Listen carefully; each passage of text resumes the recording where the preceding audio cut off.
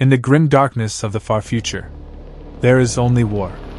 A dystopian future where humanity is locked in constant, brutal warfare against aliens, heretics, and demons, with no hope of lasting peace or progress. My name is Omar Samson, and I am here to tell you the epic saga of my homebrew chapter, Order of the New Dawn. Prologue. Exodus of Methuselah. The scorched cradle of mankind was a world of dust, iron, and fire. Across holy Terra, the Emperor's armies marched in unending conquest, binding fractured nations into his dream of unity. Religion, faith, and superstition, the ancient pillars upon which humanity had stood for millennia, were cast down as lies. Priests were dragged to the pyres, idols shattered, and temples burned until only ash and silence remained. In the desert lands once called Kemet, there remained a remnant. A tribe, bound by lineage and hidden in forgotten tomb cities beneath the sand, preserved the last fragments of the world's mystery religions. They spoke in whispers of secret rites, ancient cosmologies, and the true histories of Terra that had been buried beneath conquest. Their elder was Methuselah, called the Last Priest, a man of immense wisdom and strange vision. He was not a warrior, but a Gnostic hierophant, custodian of scriptures older than empire and words older than fire. When the decree came that all faiths were heresy, Methuselah's people resisted. Their rebellion was not born of swords and steel but of knowledge and defiance. Yet the Emperor's armies were merciless. Cities were razed, families slaughtered. His tribe, once thousands, became a ragged handful of fugitives. Beneath Terra's wastelands, in caverns where ancient machines of the dark age of technology still slumbered, the survivors worked in silence. Guided by visions, they pieced together vessels from forgotten schematics, weaving into their hulls psalms of protection and fragments of lost sciences.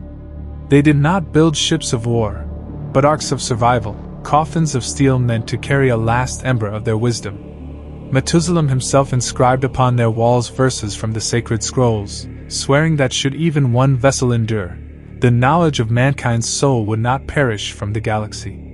When the last of the Emperor's scouts closed upon them, the tribe launched their exodus. Vessels carved from darkness tore free of Terra's gravity wells, slipping into the night sky like ghosts. Terra was not to let them go easily. Imperial warships pursued, their golden sigils blazing like wrathful suns. With no escape in real space, the fugitives made a choice more terrible than death. They would cast themselves into the warp, though it meant dissolution, madness, or worse. No record of them was ever found in the annals of the Imperium. To the scribes of Terra, they were dust and myth, extinguished like so many other rebels. Yet some whisper that their arks still sailed the Imperium, bound for sanctuaries unseen, bearing scriptures that even the Emperor could not destroy. Chapter 1. The Eternal Crusade. When the Horus heresy tore the Imperium apart, brother turned against brother, and the Emperor's vision of unity was drowned in blood. The walls of the Imperial Palace ran red with the sacrifice of the legions, as the War Master Horus sought to claim the throne itself. Yet in that dark hour arose one knight whose zeal never faltered, Sigismund, the first captain of the Imperial Fists. At the siege of Terra, Sigismund fought not for glory but for conviction. Named the Emperor's champion, he carried the black sword of judgment, swearing to meet every champion of the traitors blade for blade. Where the traitor legion sought to unmake mankind's hope, Sigismund stood immovable, unyielding in faith, unbroken in wrath. After the heresy, the loyalist legions were broken into smaller chapters under Guilliman's Codex Astartes. Yet Sigismund would not be bound to walls or doctrines. He bent the knee before Dorn, his primarch, and swore to take the war eternal into the stars. Thus was born the Black Templars, a chapter not of garrison or defense, but of ceaseless crusade, dedicated to scourging the galaxy of the heretic, the witch, and the alien. The Black Templars became the exemplar of holy war.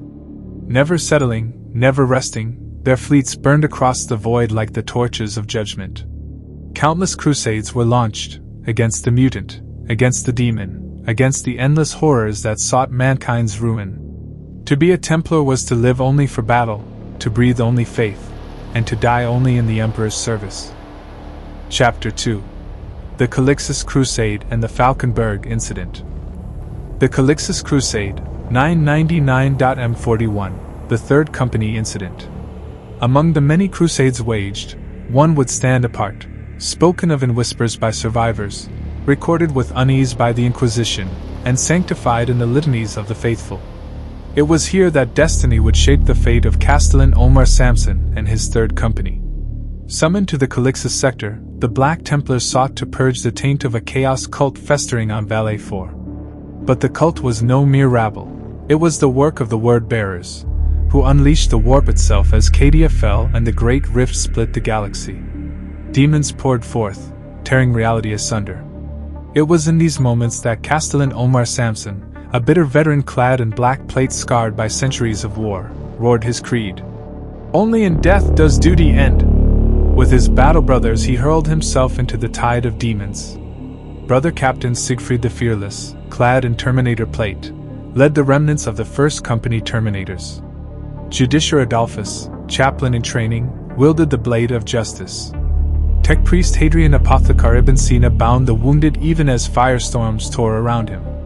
The ancients bore the banners high, Marduk in Terminator plate, and Iskander, Crusade Ancient. Lieutenant Antioch rallied the Crusaders. 13 Crusaders, 6 Sword Brethren, and 4 Terminators still stood amidst the slaughter.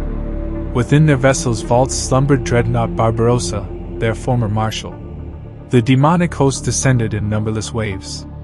Blood flowed, steel shattered, and the black tide seemed endless. Hope itself began to gutter and fade.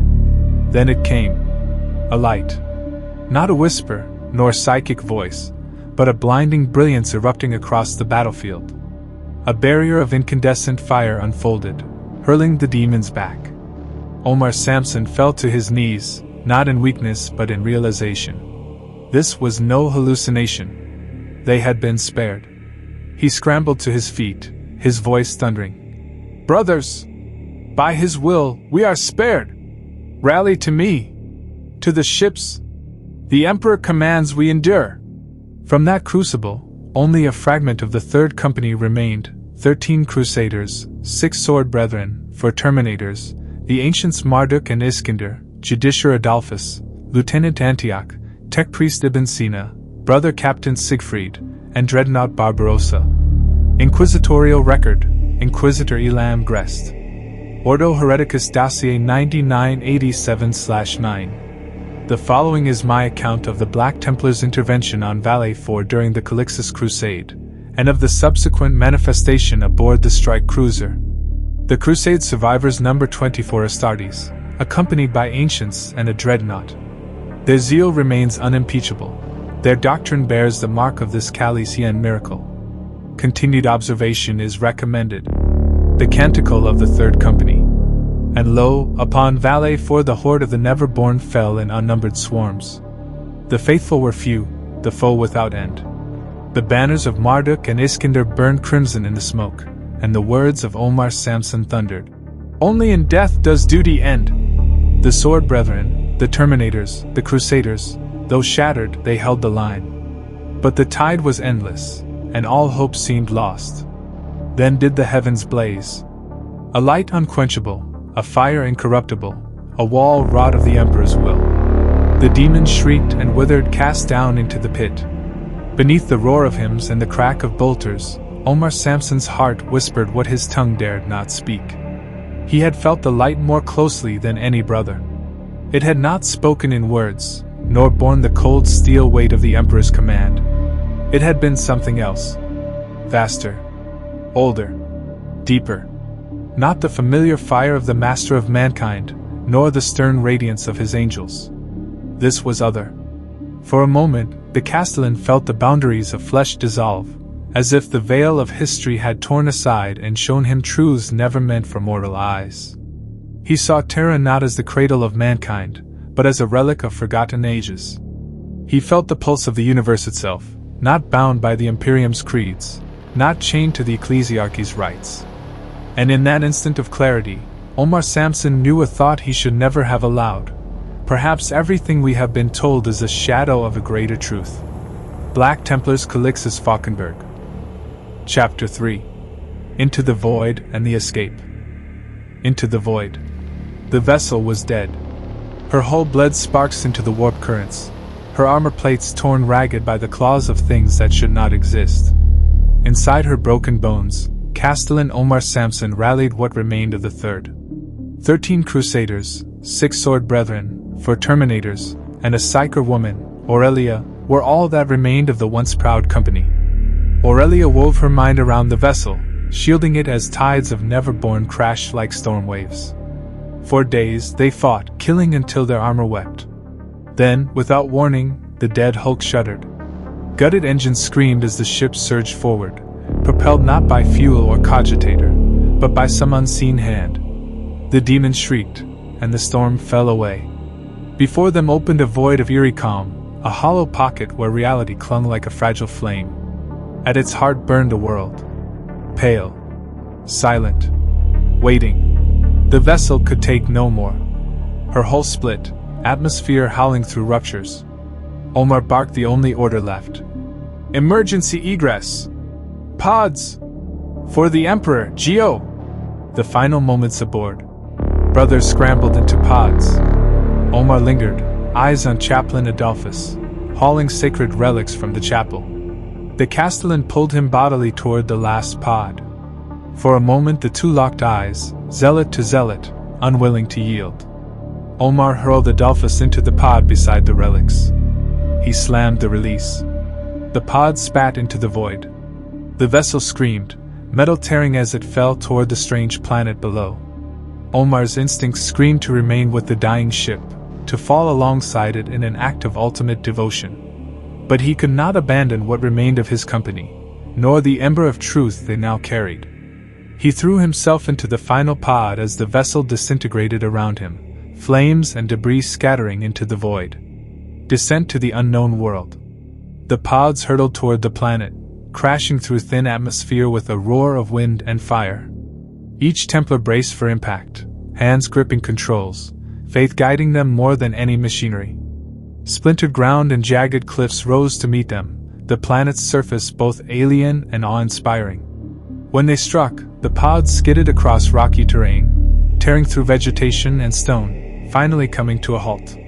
Smoke rose from twisted metal, but every surviving Templar pulled themselves free. Omar gathered the remnants of the Third Company and surveyed the new world with eyes sharpened by centuries of war. It was silent, pristine, untouched. Omar's heart, still haunted by the light that had saved them, felt a mixture of awe and unease. Aurelia, the Psyker, whispered of forces beyond the Emperor's sight, of currents and presences older than the Imperium. The Castellan's mind wrestled with her words, understanding and fear interlaced. Perhaps this world was the sanctuary of which legends spoke, or perhaps it was yet another crucible meant to test their faith and resolve. Reflections of survival. The survivors looked upon their new surroundings, battered, weary, but unbroken. Each soul bore the memory of the miraculous light, the waves of demons, and the screams of the dying ship. Among them, Castellan Omar Samson alone carried the secret ember of doubt, that the light they had witnessed was something vaster than the Emperor himself, a glimpse of a truth that neither doctrine nor creed could yet contain. For now they were alive. And on this unknown world, they would begin again, carrying with them the fragments of faith, the scars of war, and the spark of revelation that would shape the Third Company into something greater than they had ever known. Chapter 4. The Lost Sanctuary. The Wandering and Discovery.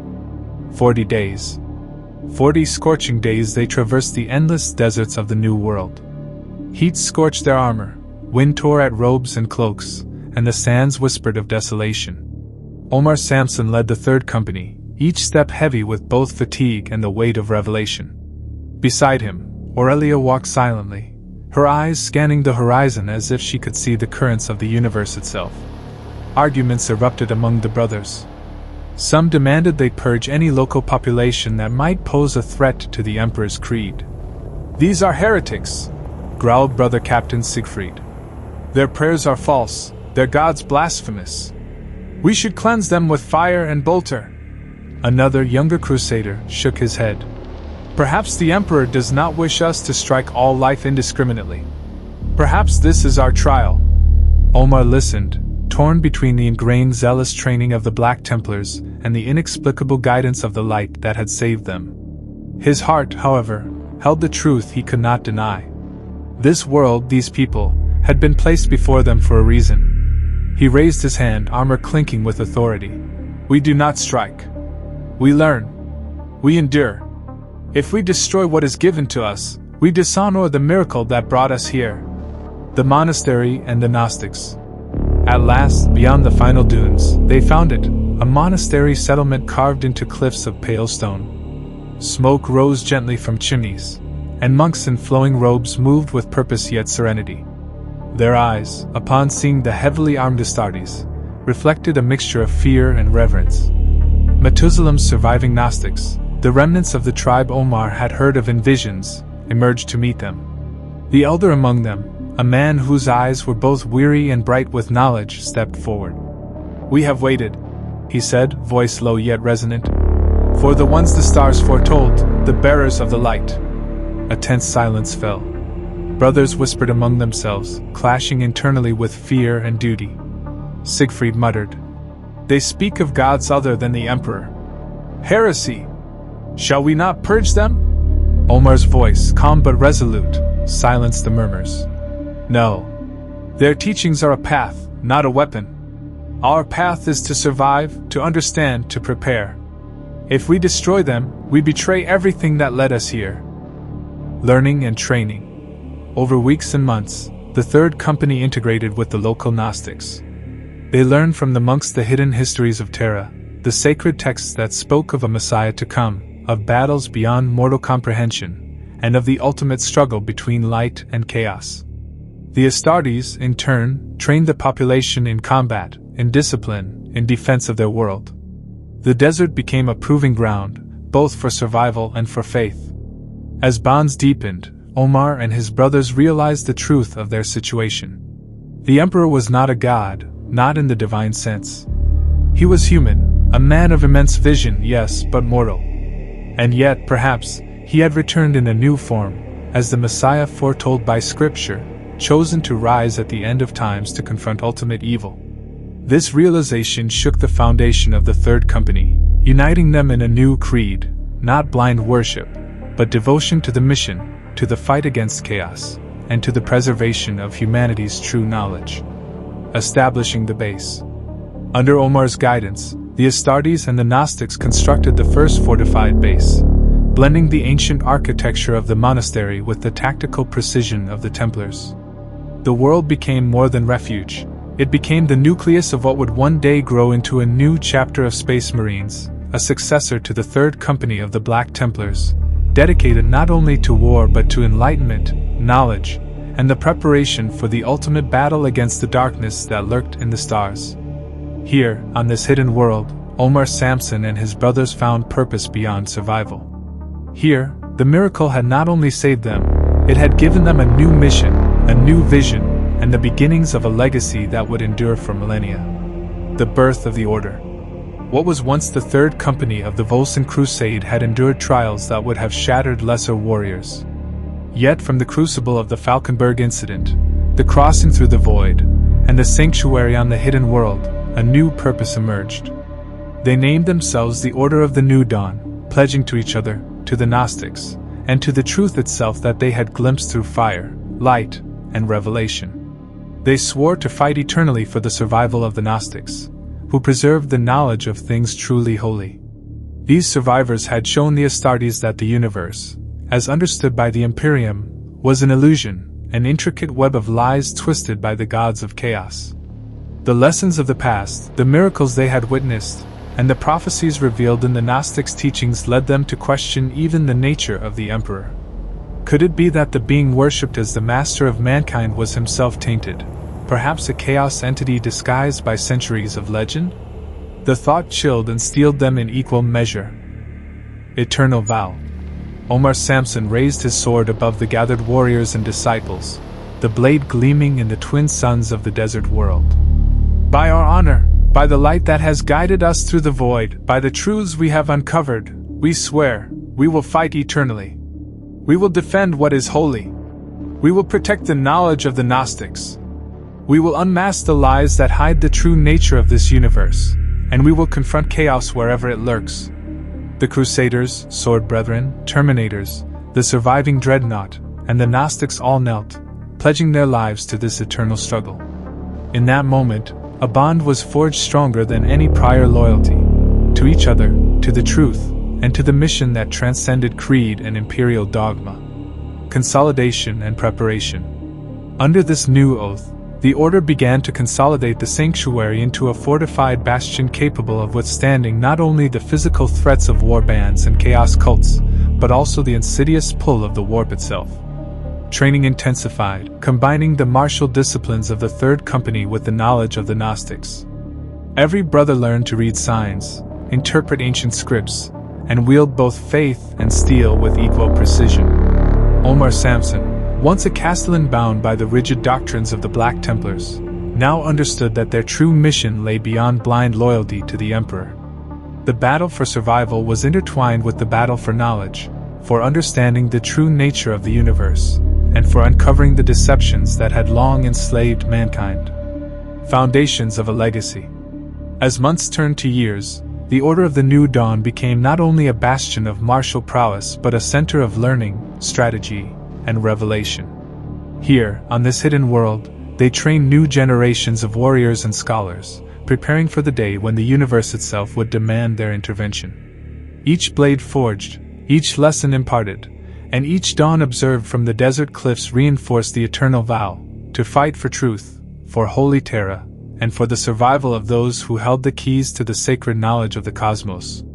In this crucible of fire, light, and revelation, the Order of the New Dawn had found its purpose and its destiny, a path that would endure far beyond the life of any one brother, a legacy that would challenge chaos, heresy, and even the deceptions of gods themselves. Chapter 4. The Fall of Methuselah and the Demon Siege. The Summoning of Methuselah. The sanctum of the monastery was silent, bathed in the dim light of the setting twin suns. Omar Samson knelt in prayer, sword laid across his knees, thoughts entwined with the revelations of the past years. The silence was shattered by a scream echoing through the halls. "My lord! My lord!" a monk cried, rushing toward him, face twisted in terror and urgency. "It is Methuselah! Come quickly!" Omar's concentration snapped. His brow furrowed, and his hand instinctively went to the hilt of his sword. Rising, he followed the monk, feeling an unease that gnawed at his heart. The wrath of the ancient priest. Methuselah appeared in the chamber, a husk of his former self. His body, bent with centuries, was draped in a gray tabard and hood, long white hair and beard flowing over deeply wrinkled skin, each line a canyon upon his face. The monk, trembling, stumbled as the priest's gaze fell upon him. Angered at the disturbance, Methuselah seized the monk and lifted him 6 feet into the air, eyes burning with divine authority. "Tell me, mortal, for what reason have you disturbed my prayers?" he demanded. Tears streaming down his cheeks, the monk stammered. "My lord Methuselah, he is dying, he has called for you." The message and the warning. Omar followed the two into the chamber where Methuselah lay, his frail body almost skeletal, yet his eyes still burning with intelligence and wisdom. In a voice thin but resolute, he delivered the message. The protection he had woven over this pocket of real space would soon fail with his passing. He had searched for years for a successor, yet none proved worthy. However, he revealed that a daughter existed, capable of carrying on his blessing. She had been abandoned at birth to protect her life, and her identity was unknown. As his final words faded, Methuselah breathed his last. A palpable shift reverberated through the air. The protective aura that had held the demons at bay dissipated, and the sky above the monastery shivered with the tearing of reality. A portal to the warp opened instantly, unleashing a torrent of demons upon the planet. The call to arms. Omar Samson reacted without hesitation. He raised his voice above the chaos, commanding his forces. Chaplain Adolphus was tasked with locating the girl who could inherit Methuselah's protection. Brother Captain Siegfried was ordered to defend the inner sanctum, ensuring the safety of the monastery and its relics. Omar himself led his sword brethren and remaining crusaders in a headlong charge into the oncoming horde, buying precious time for Adolphus. The battle was brutal. Waves of demons poured from the portal, clashing with the disciplined fury of the Templars. Omar's sword swept through the enemy, bolt of fire erupted, and screams echoed in the labyrinthine streets and spires of the massive monastery, which sprawled like a hive city stacked with layers upon layers. The labyrinth and the impossible task. Meanwhile, Chaplain Adolphus navigated the sprawling complex alone. The streets twisted into a maze of derelict towers and narrow passages, each turn a potential ambush. His mind raced with doubt. How could a single girl, unknown and untrained, wield the power required to sustain the protective blessing that even the Emperor himself could not provide? Through the smoke and chaos, he clutched the sacred relics, aware that time was slipping away.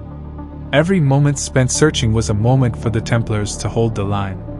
Each turn of the labyrinth threatened to disorient him further, and yet he pressed on, driven by faith, duty, and the fragile hope that the daughter of Methuselah might exist somewhere within the endless spires of the city monastery, the last hope against the rising tide of the warp.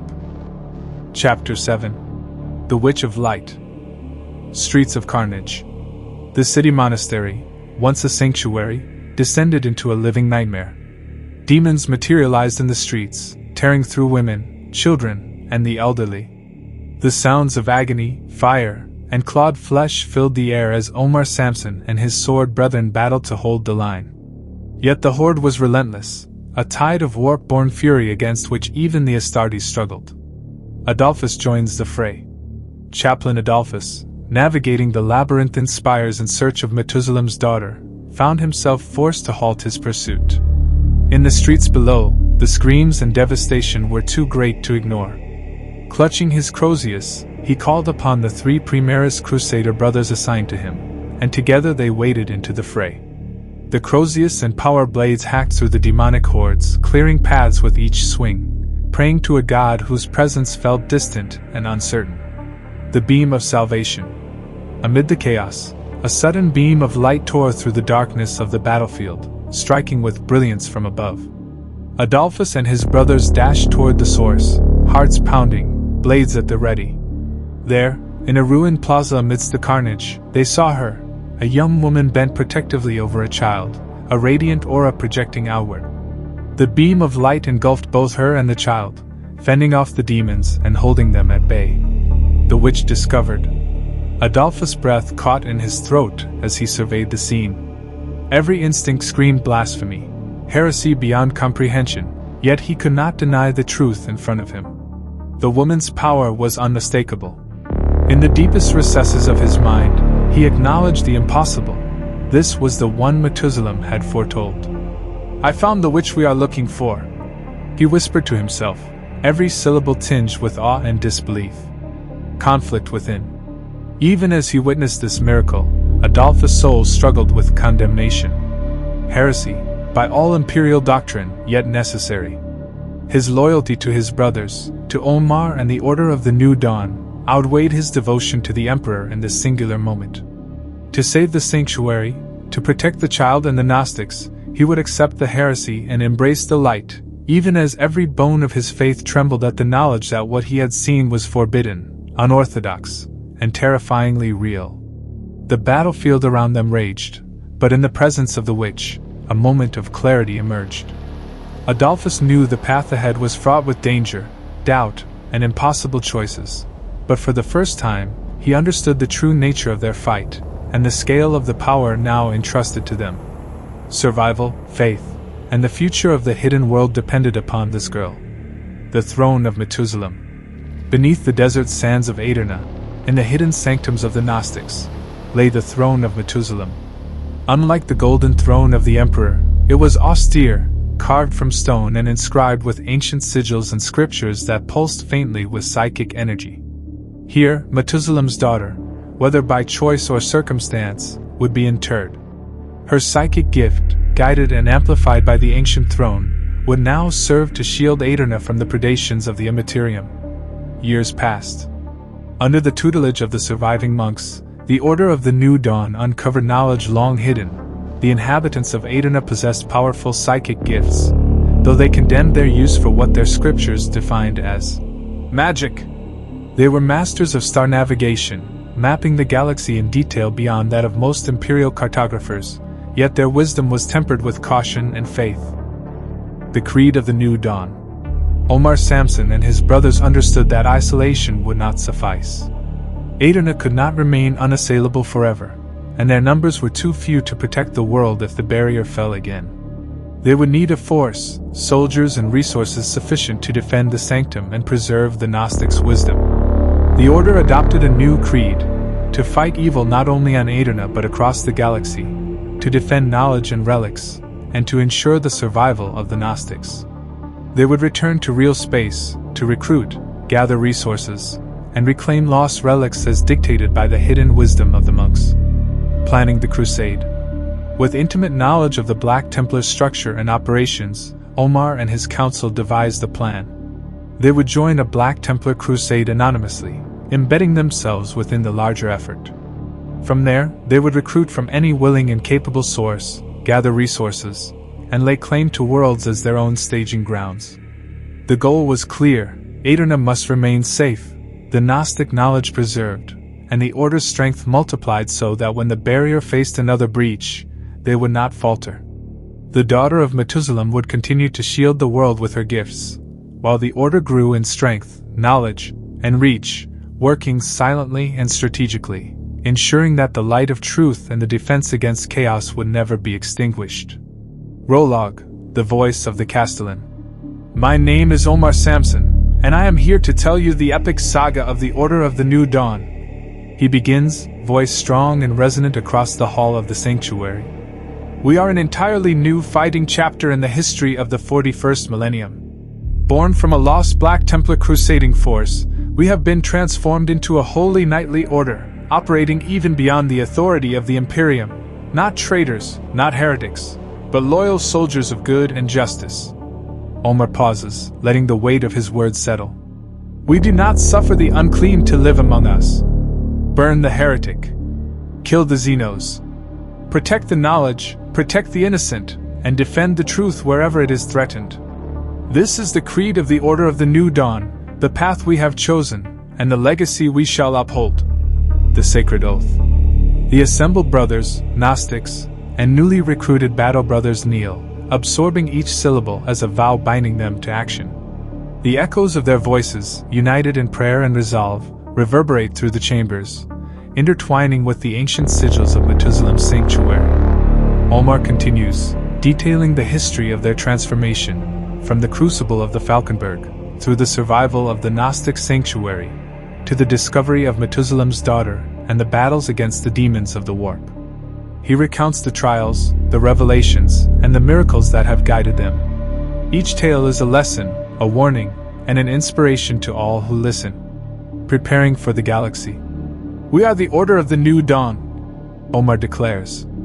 Our mission is to extend beyond this world, to recover lost relics, reclaim worlds, and bring order to the shadows of the galaxy. We will recruit, we will train, and we will act in secret when necessary, always in service of the light, knowledge, and the defense against chaos.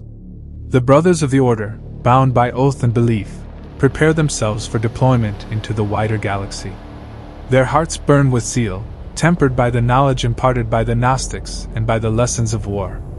As they ready themselves for the challenges ahead, Omar Samson stands as the living testament to survival, leadership, and the eternal crusade that the Order of the New Dawn embodies. Conclusion. Thus begins the recorded chronicle, the living history of a chapter forged from despair, miracles, and revelation. From the ashes of the lost Black Templars, the Order of the New Dawn rises, a beacon against the darkness, a shield for the innocent, and a sword against heresy and Xenos alike. Their story is only beginning, yet it is already etched into the memory of Edirne and the hearts of those who follow the light.